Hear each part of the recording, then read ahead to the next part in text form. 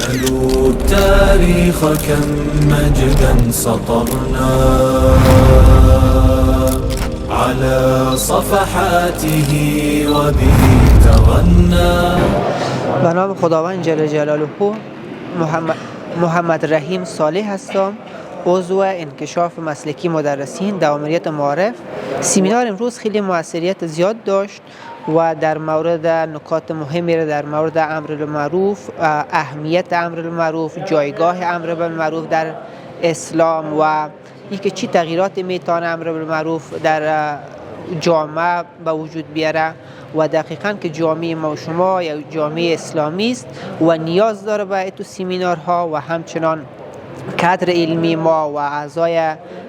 که معلم هستن و شاگردای ما همچنان نیاز دارن به اینکه چنین سمینارها برشان برگزار شود و این سمینارها برای معلمین خیلی موثر است و میتونن که آنچه آموختن انتقال بدن برای شاگردایشون. دقیقاً این سمینارها اهمیت خاص خود را داره، موثریت خاص خود را هم داره و ما از مسئولین امارت اسلامی امی تقاضای ما هست که همچون سمینارها را همیشه بتونن راه اندازی کنن و ما بتونیم یک جامعه سالم از طریق امر بالمعروف و نهی عن المنکر و همچنان یک طبقه دانشمند و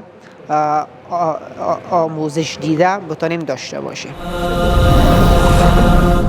تهاب الأسد وضأتنا لأننا